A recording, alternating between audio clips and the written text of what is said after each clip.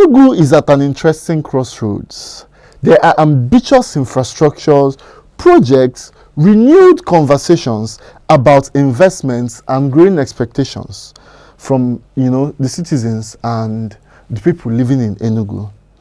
And with me to discuss this today is none other than Beaconsmith, the very popular Beaconsmith, who we know very well on X, that gives us insights into what is going on in Enugu and the investment opportunities and general topics about both investments and technology and the rest of it. Let us meet you. Welcome to the studio. Much. Yeah, so first off, before we get, we dive into the conversation, may I allow you a small introduction? All right. Yeah. Okay, so I'm an engineer, and my focus is on emerging technology, and basically with an approach that says we can root our approach to technology within our culture, and that we can also explore a whole lot from this part of the world. And I've been around in the Enugu tech ecosystem for a long time, done a couple of other things in different sectors, but I'm fully rooted in Enugu here, and my interest is on how we can improve our society. That's basically Ebuchemde. Very, very important. That is very important. I feel like every individual currently should be focused on that, because there's something Peter Obi said, that I think the decay we overlook in the society today is going to come back to bite us in the future. Something along that lines. I'm not quoting him verbatim, but it is good that we look into these things. So my first question for you today is going to be, Enugu has positioned itself as a destination for investment. We've had several conferences. We've had, we've seen what the government in Enugu is doing, and we've seen what individuals, are currently doing. From your perspective, what is the state's economic vision? And where do you think it is succeeding or falling short? Just like you say, from my own perspective, I've been around. I'll try and give some background. Okay. So I think I started my first tech idea, which led into a company in 2015. Okay. And I stayed around, started early developer movement, which is only in hindsight that we look back and say, oh wait, that's what led into what we know as the big tech ecosystem right now. Yeah. But as at that time, it didn't necessarily feel like that. It was just individuals coming together, saying we're willing to collaborate, and we let the job become more than our ego. Like, we put the work ahead of us. And over time, we kept on pushing on the tech level. Then we got very ambitious, and we said, what are we going to explore? What are we going to look at? And I decided to take on a very, very ambitious project, which later became the Enugu City Marathon. And after that, now I'm back in Enugu, because I left at some point. Okay. And I can basically say that I've seen Enugu from a lens across different administrations. Okay. I grew up here, went to school here. So it's a state that I'm really, really passionate about. But when you're talking about the economic vision, you could basically, look at what the government is trying to achieve over the past administrations. They've had a lot of challenges, which we all know. Sure. But we could say that in this current administration, there's a huge drive on infrastructure, which is actually really commendable. Yes. But I think when we look deeper, which comes to your question, because I like being realistic, which is why a lot of people look to my post on X. Yeah, very, very important. So I'm going to start from the most recent before I start, going up. So last week, I was selected as one of the SMEs that was going to showcase at the Federal Ministry of Trade and Investment. They had a council at Presidential Hotel, and this was something that was attracted by the state government. The state government has actually been putting on a lot of effort to attract a lot of events, to the states, which makes a whole lot of sense. Yeah. But you see, in a brief summary, I can explain to you what you actually see and what the reality is. Yeah. So we've had the presidential hotel restored. Yeah. And thanks to this restoration, it's where we are now organizing, a lot of tech events. Now you see, I was actually at that council, and the state actually attracted this event, with the ambition of bringing together ministries, parastatals to the states. And they actually invited 50 small and medium scale enterprises to showcase their entire wares. This was the state saying, we want to bring the federal government, we want to bring every top MDA, we want to bring the parastatals, and we want to showcase what's going on in our states. Because it's a trade and investment summit. Yeah. Now you see, the deputy governor had one job. Take the 2 ministers and the entire MD and the directors that were there, take them round to view the SMEs on display. Yeah. He just took about 5 steps, entered his car, and left. Wow. Now, why I said I like to use this example, because it nails the challenge. You've done the infrastructure, you've done the incredible job, but you don't finish it up. Because you see, what's the point of actually bringing 2 ministers and then not being able to actually show them the local enterprises in your state? Yeah. Because you see, the aim of attracting such investments is to ensure that it trickles down. Yeah. So I think as much as it's incredible, there's a lot of infrastructure being done, the human resource that is actually meant to then now drive the development and progress within the society, there's a big disconnect. So it's more like you're building the infrastructure, but there's no robust support at that level that's meant to now translate into the people that are now meant to use this infrastructure to drive meaningful growth. Sure. So when you talk about economic progress, I see a whole lot of things being done. My fear is there's no traction. It's not going to actually, become something that eventually becomes so useful going forward. That's my fear. So let me ask, at that point where the deputy governor did that, right? Was he able to do? He wasn't able to show them most of the exhibitors. Not that he wasn't able to. He just went halfway. He didn't go halfway. He just went halfway. He just showed them some exhibitors. He didn't even show. He just basically went. Because if he was actually trying to show, you are meant to say, this is this, and there's somebody from the SME that is actually there. He's meant to tell the deputy governor, this is this, and this are what they are doing, and then he's meant to say to perhaps the 2 federal ministers there, oh, these are some of the enterprising entrepreneurs in our states. And if there are actually things or summits or promotions or events or things that they are qualified for, you should be aware that we have such in our states. So you're meant to actually help convert that energy and momentum which you've already attracted to the state into meaningful progress. So you just went like halfway, and the frustration from the entrepreneurs there was so saddening. Wow. Like it's why I really want to highlight this, because this just that's really demoralizing, if I'm going to put it. As he was entering the door, if there was somebody recording it, there was a woman crying at his door and saying, take the minister to our stand. Show them. Entrepreneurs are here. Entrepreneurs are here. Show them round. Just as he was entering the door. He ignored. Just ignored her. Oh my God. No matter how urgent whatever engagement you had, it would have taken extra 2 minutes. Just 2 minutes. So I think the challenge we have is we're doing things and we're not able to link it up. I always say that we always act like we don't realize that 1 + 1 is 2. It's 2, yeah. You've done one, realize that there's another part to it, and there's meant to be a synergy that produces the sum outputs.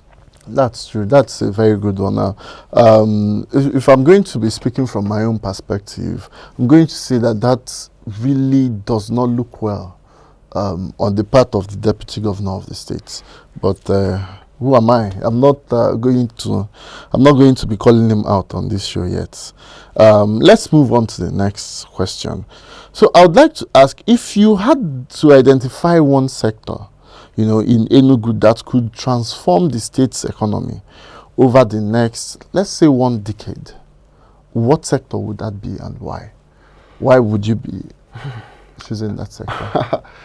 I truly have a bias for the tech sector, but I would say the agricultural sector. Okay, very important. For us to, I'm of the opinion that if we want to industrialize, we have to focus on the agricultural sector if we truly want to unlock industrialization. Because the challenge we really have is we've not been able to industrialize our society. True. And you have to start somewhere. Now, if you're looking at the tech sector to actually unlock that progress, that simply means we are actually going to be looking at generating a unicorn that is native to us. That's possible. However, I believe that the easiest place that gives rapid gains that can disperse throughout the entire economy has to be the agricultural sector, with a focus on actually industrializing the process. When we apply tech within agriculture and it enables people to produce a greater output, you're going to see that it's something that every local government can literally say we will have already clusters. The state government, I believe, went into cluster arrangements where there are farm clusters in different local governments. If they are able to help those clusters become, mechanized farm estates, over time we can keep researching, we can keep improving the process through which we do that. And as you actually apply that, design thinking, because you see, technology is just the ability to reproduce something in a reproducible manner, to apply knowledge and reproduce it. If we're able to focus on agriculture in a way that it enables people within those hinterlands improve the produce, you're going to see that you're going to reduce the cost of living. And as you reduce that, you're going to attract more people within the states. Then when you do that, you can then now focus on, smaller services area, which are like tech, hospitality, tourism. My challenge with tourism is it's not yet there. Yes. It's not yet there. No matter how much we want to push it, I'm of the opinion that our best bet, if I were a governor and I wanted to target just one sector, I'm going to directly focus on agriculture. Okay. Because I believe that it's a very, very easy win scenario. We already have the land. What you just need to do is modernize our approach. We still do a whole lot of things with a backward approach, which I feel with a little bit of, incentive, clear thoughts, and a decent plan, we can actually achieve rapid gains. I mean, we were at the research to commercialization with the Federal Ministry of Education, and they pointed out a whole lot of different things that the government has been trying over the years. We've had, transformation agenda, we've had renewed hope, we've had so many programs that have been done by subsequent administrations, and it's all geared towards improving our economic footing within the society, but nothing has worked. Okay. And oftentimes I look at it and I think very, very long and hard on these issues, and you realize it's not that nothing works. I feel like we're starting at the wrong side. Let's start on where we have our greatest strengths. Become self-sufficient in one sector. Just if you're self-sufficient in food, start there. We always have this, assumption that there's another state that is the food basket. No, any state that wants can be self-sufficient in anything they produce. Mechanize it, find a way to actually get those things export ready. From what we learned from the Trade and Investment Council, we really know the NEPC is there to actually support local exporters in different sectors. I saw people exhibiting incredible products. I purchased them.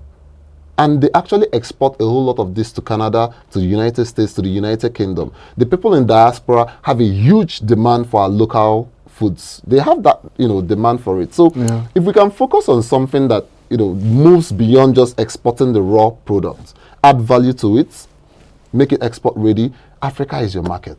FTA is already there for you. There's so many frameworks that they can actually help harmonize. The challenge, like I say, is you build a farm cluster, you don't actually get the agricultural engineers there, you don't get the tech guys to look towards that farm cluster and say, what tech services can you use to enable, this people operate seamlessly, gets data for them. What's,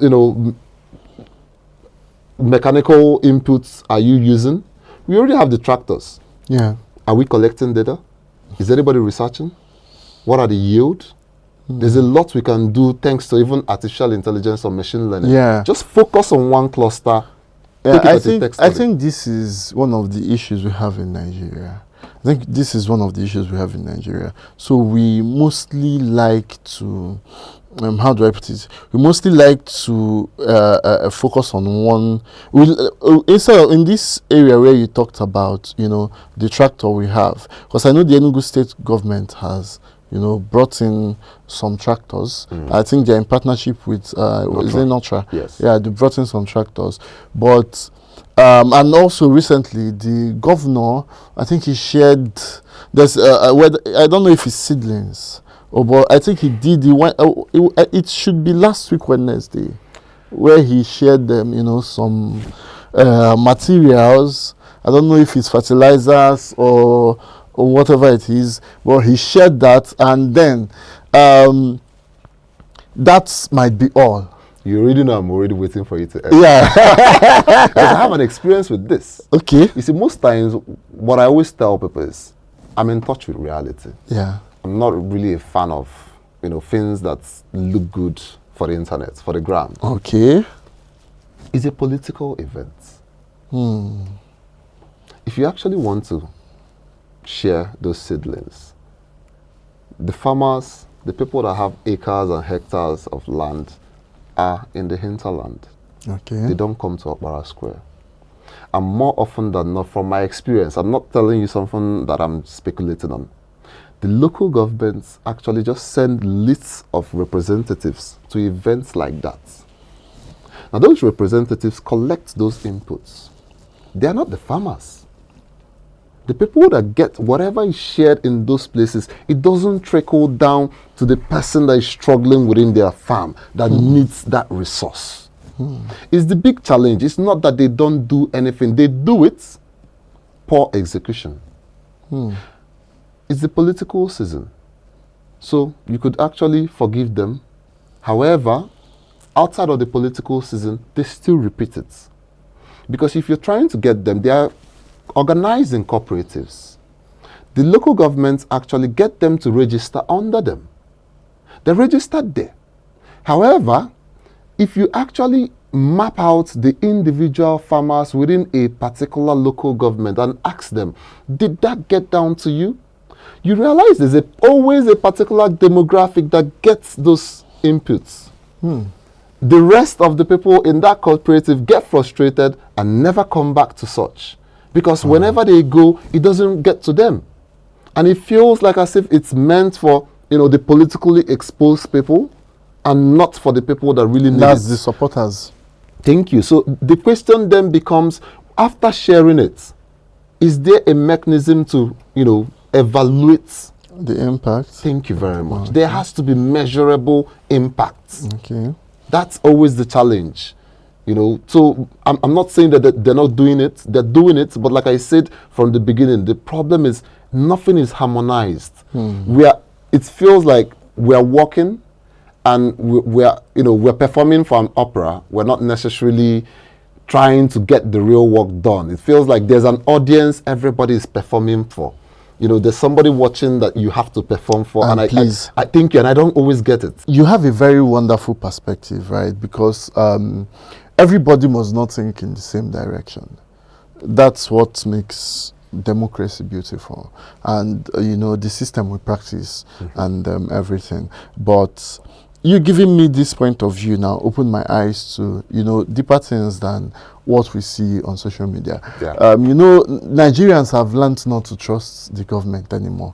We've been beaten more than once, more than twice. And we have even done the more you look, the less you see. So most times now, people don't have that trust anymore. And I see it because when I saw what the governor did, I was happy. I was okay, this is good for the farmers. But you made a very valid point there. You've always been talking about the importance of building from within. Yes. You know, building from here. You know, there's a slogan that says "Build locally, export globally." So, do you think Enugu State has done enough to support its entrepreneurs, the creatives, the innovators, and the local businesses we have in the states? You mentioned something that a lot of my work centers around, and that's trust. Okay. Part of the big challenge we have in our society is we're in a low trust environment. And nobody seems to figure out that in a low trust environment, collaboration is actually very, very difficult. Well, that's between is it between the government and the individuals? Between families, Okay. between businesses, Okay. within communities, Okay. within ecosystem, within your society. Okay. It's a trickle-down effect. If there's a low trust environment, that simply means, just like you said, I don't trust what the government does. You see, there's one example that somebody mentioned someday. He said he was somewhere in the United Kingdom, and I think he paid £1,100 for a fine or something. But it was £100 over what he needed to pay. And they mailed the extra £100 back to him and said, you overpay, we overcharged you. So this is actually, because you see, the aim of that, you see, most of the time we share things like that on the internet and say, oh, what a lovely society. Do you see how a good society does? No. Those are mechanisms to actually improve and reinforce trust. True. Our society is already distorted in ways that we do not realize that trust is the fabric. Yeah. So, moving into the question you asked, is the government supporting creatives and people within the economy? I always use my perspective, and I would like anybody watching this to actually realize I'm always focused and giving my own perspective from what I know. Very important. That's why you're here, to tell us from your point of view. It all depends on how you see it. It's a give and take scenario. Okay. You could say that in some places they're supporting, and then when you look over the time, you ask yourself, are they still supporting?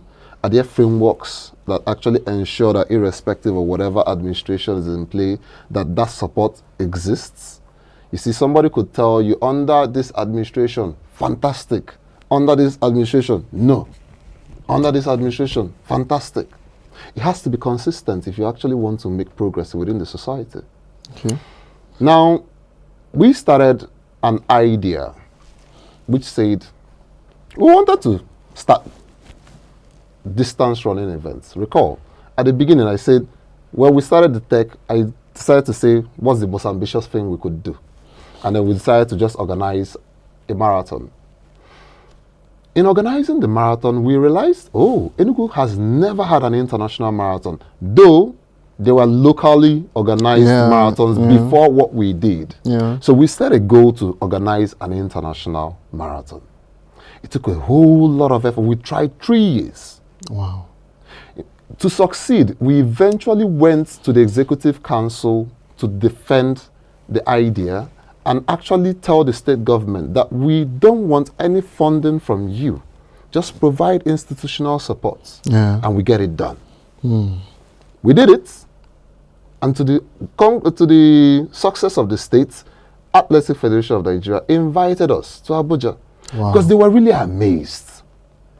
The technical directors at that time said that his bosses asked him, Enugu did a fantastic event. It's going global. What's going on? Who organized it? And he said, 2 young boys. So we were 27 at that point. Wow. I am my partner.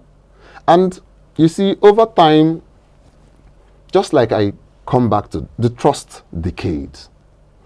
Now, in the state government, while we were trying to organize it, there was a particular company that was trying to hijack it from the scenes. Now, would you say in that situation that the state government was actually the one that encouraged the loss of that local capacity to organize such an event? I wouldn't say. But what I know is, if there was an approach for you to take a look at your own sovereignty, your own economic freedom. Because you see, in trying to support people, you have to actually take a look and ask yourself, am I improving? What indices am I improving? Yeah. Is this actually going to have a trickle-down effect? If I'm actually trying to take on this approach, what are the outcomes? You could say that right now Enugu has a marathon. You're actually going to run. Yeah, I'm going to run. But the marathon being organized now is actually being organized by a company from a different region in the country. Oh, wow. Yes. Now you see, the state actually developed local capacity to organize such an event. And we couldn't get any company within the states to organize it. I wouldn't want to get controversial on this topic because it's quite very sensitive. Okay, but looking at the question, if you look at it that way, you see that if we have, companies in Enugu, we have companies in Enugu. We do have companies in Enugu that can, that can organize and, champion this marathon. And looking at what you said now, it's a company from another different region. So do you think that is encouraging enough? I think I mostly realize that we tend, this is not unique to Enugu. Okay. We tend, I think I'm going to detach a little bit so that I provide proper context, because it's not something unique to a state. I think it's something unique to us within this region. Okay, that's the Southeast. Yes. Okay. We unite outside the region, and internally we fight within the region. Oh. And as much as just like you said, build locally, export locally, is already ingrained within our culture. Good. If we actually take a look at the fact that the reason why we don't actually have such in certain areas is mostly because, you see, we're not always willing to recognize capacity within ourselves. We have to be able to look to each other with respect and say, I recognize your capacity. I know how good you are, and I believe you can do this. The biggest challenge we often tend to have is you look to your fellow, individual within the society and say,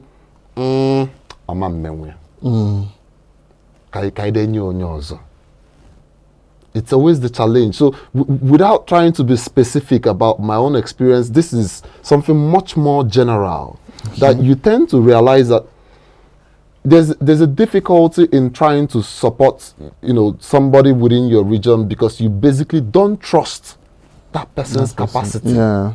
And the challenge there is, in the past, people have actually abused the trust conferred on them. Okay. So when you take a look at this, is why I try to provide nuance. That it's not just so straightforward as saying they don't support. Okay, but what you're trying to say is that they've tried supporting and they didn't really get the value they were looking for, and because of that, they no longer support. If you put it like that, it becomes A or B. It becomes, because if it's not this, it becomes that. Because that is what it is. It has to be either this or that. Oftentimes, you realize that there are always isolated cases. Okay. Where you have pockets of things that actually don't go along that thinking.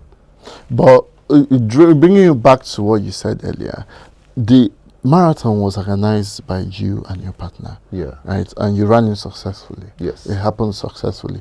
From within here in Enugu. And all it took to have actually continued it was actually sign the memorandum of understanding in good faith. You see, we had ESCO approval. Yeah. The executive committee, the executive council of the Enugu state mandated the ministry to actually draft a memorandum of understanding with these people that wish to organize this event. And they said, we don't trust your capacity. Okay. And we said, oh, that's okay. Okay. When we organize this, and if it's successful, would we have the memorandum of understanding? And they said yes. Now, after organizing it, they reneged on that. Okay. And after reneging on it, they now went to the media and said, we don't have the capacity to organize it again. So that means how would you rate this instance? that is not a very good look. So that's why I said, if you go to another area, you could actually see where it went smoothly. Okay. So it's a 50-50 kind of case. So the government supports, some of our, home-based, homegrown, Enugu-based. I'm going to interject a little bit. They don't intentionally support homegrown talents. Okay. It's something that just happens. Thank you very much. Okay. If there's that intentionality, okay, they would have recognized that this capacity is homegrown. Okay. And these people attract the sponsors within the states. They know the local vendors. Okay. They know the people, the resources, and they engage them robustly. We had such a lovely marathon that people still talk about it today simply because we grew up in the region. We grew up in this state. The people organize it don't have that local knowledge of the state. They don't have that local network. And you see, if it's something intentional, you say, yes, I want to support this. It becomes a question of saying, okay, who's the best person? If you approach it from who's the best person, you should have gone with merit. Merit says the person that organized a successful international marathon should actually be retained, right? Yeah. But it's not on merit. And you wouldn't say it's on local capacity. I don't want to call why the third reason is. Okay, but I've gotten what I needed to get from from this question. Like you said, they don't intentionally support. Yes, it's something they can have as an intentional policy. So since we are on the topic of the marathon, what was the vision that drove, you guys, that made or inspired you guys to do the Coast City Marathon when you did it? We really wanted to test this was our personal ambition. We wanted to test our capacity for organizing large-scale events that were really, really complex. And we had a couple of choices and we had a couple of ideas. But I settled down on the Coast City Marathon because I felt we already had, the trajectory was there. Right now, everybody is always talking about Opera Square and, the hype around Enugu's fitness. Yeah. You see, we saw the trend ahead of time. Yeah. And I told you it took 3 years for us to organize that. So that means we started trying 2015 across different administrations. True. We put the proposal, it's keep in view, until a commissioner was bold enough to say, yes, I can get this thing done. I think I can trust these boys to get this thing done. So it wasn't something that we said, oh, we just wanted to just do something grand. No, we wanted to first test our capacity for organizing large-scale and complex events, being able to organize different brands to come to the state. We were able to attract Red Bull. Wow. Yes, that's an international brand. And riding on that success, we got Ethiopian Airlines and so many other brands to actually collaborate within the event and provide great support for that kind of event. We didn't just also want it to be a local event. On that first edition, we had a specific target. We wanted it to be international standard. And we got it AFN certified. And we actually had already applied for International Athletics Association or Federation to actually certify that race. And we would have gone on a world calendar. We really wanted to do something that was world standard. Wow. And we wanted to set a standard that said, this can be done in this region. Because a lot of people were always saying, there's the 10-kilometer race in Edo State, there's the marathon in Lagos, there's nothing within the East. And we knew that there were local marathons being organized mostly by brands. You can have Pick Milk organize a local, something for cancer or something for charity, but we wanted something flagship. And we wanted to make a name with that and say, this is an international event, this is the standard we could take this to. We did a good job. And that's wonderful. Yeah. That's really wonderful. Looking at, the one we are looking forward to. Yeah, also, you spoke, sorry to interject, you spoke about the Lagos Marathon. Do you think the current Enugu City Marathon can, become as big as the Lagos City Marathon? It becomes a question of ambition. If the same person organizing the Lagos Marathon is actually also organizing the Enugu Marathon, do you feel like the person has that ambition to be bigger than what they already do for Lagos State? It's why I say you must always have... I think I have gotten I think I have gotten something you didn't want to say. So I'm going to say it so that our audience will also catch it. What you mean is that it is the same people organizing the Lagos City Marathon and the Edo Marathon that are organizing Enugu City Marathon. Yes, I didn't want to go into that angle, but somehow it came out. Yeah. So that's nice. I know the question was geared towards that, but looking at it, what expectations do you have for the brand now, because it's a brand in the Enugu City Marathon brand? Do you see it, even with what you said now, do you see it becoming as big as and surpassing the one that is being done in Lagos? I think if we have an approach where we build a skyscraper, and if we actually want another skyscraper, what we do is we demolish that to build another one. It's not necessarily a great strategy. I think if you actually had in mind for a better skyscraper, you could modernize an existing one. And there's institutional knowledge that is gained from already organizing it, and that's lost.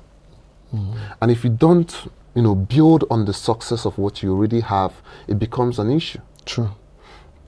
And also, when you are not able to actually, say, you did this in the past, would like to count on your experience. Can you also, lend your knowledge towards what we're doing right now? It becomes something that now brings that vision to what you want it to be. But let me, since I've already, ruffled a little bit, let's start somewhere. So we did the Coal City Marathon, and after we dropped being the organizers, this administration came in. The first thing I did was to actually write to the Honorable Commissioner and say to him, you have the opportunity for something that would always just occur once in your lifetime. Your dad was the one that flagged off our international marathon. Wow. Now you are actually in the position to be the commissioner for sports. I may not be your preferred choice to organize this. However, the most beautiful thing you could do is to actually continue the events. And it becomes a tale of you and your family have always been champions of this event. Now, when they tried organizing it, they didn't reach out to us. They tried organizing our events, realized that they can't use our name, the Coal City Marathon. And then the second edition became Enugu Marathon. And then they realized you can't use Enugu Marathon. And now it's Enugu City International Marathon. Do you realize it's been a clusterfuck? 3 different names, 3 different brands, 3 different events. Under one administration. So when you talk about being big as Lagos Marathon has always been Lagos Marathon. Now we've had Coal City Marathon, Enugu State Marathon, Enugu City Marathon. All different. There's no consistency. So if we're really trying to, if we have that vision, that's why I say you can't have that ambition to be as great as something else when the person has no incentive. Because if you're motivated to actually, be as good as that, you actually, think in ways that actually ensure that you harness the potential, the knowledge, and, the capacity that already exists locally.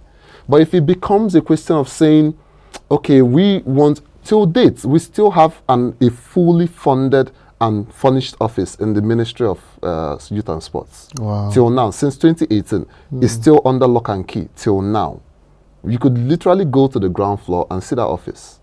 Now you see, if it has ever been opened, the organizers could potentially, learn one or two strategies from what worked in the past. Yeah.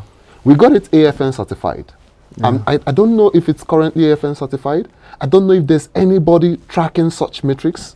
Because if it's not in anybody's interest, it becomes a question of, I just want to organize a marathon. Yeah. And then at the end of the day, you just take what you get. Still talking on the collaboration between, government and individuals, do you believe or do you think that government should focus on trying to create jobs, or they should focus on creating enabling environments and, enabling, helping these businesses grow? It can be a mixture of the two. Okay. If you create jobs without an enabling environment, the jobs are going to be lost. Okay. And if you create the enabling environments without attracting the jobs, there's low productivity within that society. Yeah. I am of the opinion that the one thing I always try to encourage some of my friends in government whenever I meet them is be in touch with reality. The daily person out there that is an entrepreneur, putting in an effort day in, day out, already has a whole lot of things against them. Yeah. Both inflation, taxation, energy costs, infrastructure costs, a lot is against them. And if you could see them as an extension of the government, you unlock something that's not always obvious. Just like I made an example with the Trade and Investment Summit. You've created the enabling environment. The entrepreneurs are imagined. You've interacted federal government to the states. Seal the deal. Without realizing that the entire ecosystem is something that is, works in a symbiotic manner, you tend to realize that it feels like you do it and then you are wishing on the best. And it can be an approach that we can adopt going into this new age. Sure. We can have a strategy that says, we have the enabling environments. Who are the people that are emerging and trying to create the jobs? What are your challenges? How can we help? Can we become your first off-takers? Can we just basically provide visibility to you through our platforms? I mean, think about it. The Ministry of Information has access to a lot of platforms where they can actually just basically, highlight one entrepreneur or business every month and just have them spotlighted. If you actually have that concerted approach, it becomes something that it becomes intentional. However, you can't have the Ministry of Information operating on their own. You can't actually have the entrepreneur going to suggest such to the ministry. Yeah. You then now have the entrepreneur striving to make profits. They make profits, they get taxed. The question becomes, how big do you want these people to grow? It's a question of ambition, like I said. Within the tech sector, you don't wish a unicorn to exist. It doesn't just appear. You basically have an ecosystem that says we are willing to rally around this. And that's how it emerges. Everybody rallies around it. Everybody plays their parts. And you realize that eventually you then now have a behemoth that emerges. Both the government, both the private sector, everybody has a role to play. Yeah. So in addition to just creating an enabling environment, and the jobs appearing, it shouldn't be a question of saying the job is done. Yeah. No. You go back again. You ask them, what are your challenges? What's the progress you're making? Where can we help? What can we do? And what's your challenge? It becomes something that's a dialogue. It's not a question of, okay, we've done this, and everybody just says we've done it. And going back to our previous conversation, we talked about the farm inputs. It's an example of saying we've shared the materials. Yeah. The question then becomes, is the farmer out there actually translating this into something that improves their productivity? Yeah. So if they're not able to necessarily see beyond the fanfare, that reality is something you must engage with. You've already provided this. They're already available. The tractors are there. The farm clusters are there. The seedlings are there. Are we having an improvement in agricultural outputs? That is a very important question. That's a very important question because we cannot just be doing things for doing sake. So if you look at every sector, you see the same thing in every sector. Yeah. We can't be doing things for doing sake. But if I would ask you, right, you said if you were going to, mention a sector that we are overlooking, you say agriculture, that's on the government's part. Then on individuals also, are you going to say agriculture also? No. Okay, so for individuals, we have not like fully, the opportunities in Enugu has not been fully exploited. Do you understand? There's a lot of untapped, resources. There's a lot of untapped opportunities, and Enugu has a strategic advantage because of how the city is, even outside Enugu town and the Enugu township that we know. Name one industry in the economy that investors are overlooking. So if you say governments, agriculture, individual investors, companies, what industry are they overlooking? Education. Yes. Okay. The reason being, Enugu has an enormous amount of tertiary institutions compared to its peers. Sure. And then when you look at the amount of students in Enugu State, you then now ask yourself, what's the output? We can't have over 50,000 students in Enugu State, not a single research paper in an impact journal that has been commercialized. We must be able to commercialize this. So you see, if you could call me a private investor. Yesterday, a research paper which we submitted to IceGov, which was the International Conference on Electronic Governance in Saudi Arabia, got accepted to be presented in Saudi Arabia. Now we're still moving from research to building the prototypes, pilot testing, and trying to commercialize. Basically to show a pathway. Because I'm of the opinion that if you create the blueprint, let others copy. There's nothing wrong with that. Just like the marathon. It doesn't matter. It's already been continued, and that's legacy. If we're able to move beyond research for research purposes, just for promotion, because more often than not, we have a disconnect between the private sector, the tertiary institutions or the academia, and what the society wants. So if we're looking at Enugu as a state and saying, we're looking at the economy, where should we target, what should we do? The question then becomes, why is nobody trying to harness that research capacity? Not just the educational capacity, no. Let me use a concrete example. Let's assume I'm trying to solve, let's say, water, something general, okay? I'm just basically going to consistently keep incentivizing the academia to keep moving in that direction. Nothing else. I don't care what your department is. There must be something you can research for me. Sure. So if it's biochemistry, perhaps you could help check the acidity levels in water or something. If it's engineering, perhaps help check the distribution networks. I want this solved. And then you move from that angle.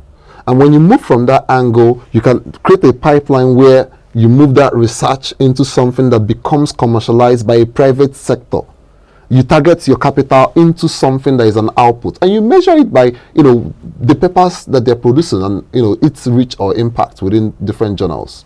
So like I say, the most obvious thing when I look towards Enugu from the private sector angle is there's a whole lot of tertiary institutions available. I move through different academic institutions. I meet brilliant students. Everybody is almost always focused on tech, simply because it feels like the only place with a direction. Yeah. At the moment. Yeah. And that's where capital is moving. Yeah. However, if I were a private investor trying to, if what Peter Thiel say, trying to create a monopoly on something, you start by harnessing the research capacity that can move through educational institutions. And it's not something you move in and expect to get immediate results. No. I believe you first of all have to fix the operational challenges that exist, align it towards, what your goals are, and then perhaps have it serve a greater good for the society. And if they are able to see a link between this and the outputs, many other people are going to say, oh, let's go back to those institutions. The private schools, what are you doing? I want you researching on this. Because you see, many of the lecturers in the private institutions are also in the federal institutions or state institutions. So at the same time, you have the same, bubble that has enveloped the academia, where we've not been able to commercialize any research. So the first thing I will say to private investors is look towards education. Thank you very much. Look towards the educational sector. Okay, that's a very good one, because I think the only people who have been harnessing that part is the events sector. Yes. Like the events people, they are the only ones who tap into the schools. Yes. We have in Enugu. Moving forward, if you had 30 seconds with Governor, so this is a very short question, but a very short answer. You have 30 seconds with Governor Peter Mba. What policy would you tell him this is what you implement to make Enugu, to change the trajectory of Enugu? Well, let's say, what advice are you going to give to him? I would say engage reality and get in touch with what's going on. Okay. More often than not, we keep hearing that people in government are surrounded by people that manage them. Yeah. I once worked for a billionaire within the oil sector, and I understand what it feels like to be in a bubble where it feels like you're being micromanaged by people around you, and the information that gets to you becomes something that is well polished before it gets to you. Yeah. So I would say engage directly. If you're really trying to make a difference, engage directly. You're trying to build roads, okay, that's good. Unannounced, take a look around the roads being built. Move around them. You're trying to, build infrastructure, visit them directly. I know you have people delegated to that. However, you could actually do something unannounced. No fanfare, no convoy. Just go with a light convoy. Move around, inspect. You can move at night. You already have cases of security, insecurity. You're already solving it. Okay. Ask, sample opinion. The challenge I have is, it's not necessarily that they are not good. I always say it, credit to be given to where credit is due. However, if you're not engaging reality, you are more likely serving a different interest than what the society you are trying to, govern is. I'm not very sure if the governor necessarily grew up or had a whole lot of time within Enugu State. Okay. And I feel that now he's a governor, is an opportunity for him to basically engage that state. You have been successful in the private sector, but not within the state. And as a result of that, you have grand ideas, beautiful, fantastic. We all love them. Yeah. The challenge is, it doesn't translate to me. It doesn't translate to the other person there. Policies are being implemented, frameworks are being developed, events are being organized. No outputs. So unless you are able to engage reality in a way that's honest, I feel like you are most likely going to keep sounding good on paper, and you keep sounding good on paper. However, the masses are actually really suffering. So in the end, it's a question of saying, are you willing to be honest? That's a very deep one. Last but not the least question, as we come, we've had a very wonderful conversation, during the course of this interview. If a young person is currently watching this, because I know a lot of young people would be, watching this interview, and the person wants to build a career or business in Enugu instead of relocating, right? A lot of our people, like I would say in the media and creative industry where I am in, once some people get to a certain level, they want to leave. They try to relocate. What would you tell them? What would you say to such people? And what should they expect from Enugu in the next 5 to 10 years? What is the current works that have been put in ground? What area are we looking at in the next 5 to 10 years in Enugu? Communities. Okay. Communities are emerging, and I feel like that's the new shift. There's different type of modern communities that are already being formed. Okay. If you're ambitious, I always say that when I came back to Enugu, because, first of all, to that young person watching, I had my Canadian Express Entry visa. It came out 2021. I had the opportunity to move to Canada, but I asked myself, if I took all this money to a different environment, who gains? Not my society. And that the most I could actually ever be in that society is going to be a plaque on the wall. Perhaps Vice President, Africa, East Asia. And that might be the peak of your career. However, if I'm at home, I have the opportunity to actually innovate. You have the opportunity to actually improve your society. And it's always very, very important that you have the mindset to realize that if you are complaining that the society is bad, then that simply means if you're ambitious enough, nobody can outwork you. You have the opportunity to outwork anybody around you. But how are you going to do that? Find communities that resonate with your ambition. Find people of like minds. Focus on emerging technologies. Understand where the frontier is going. And there are many creative communities, just like you said. I run a creative tech hub.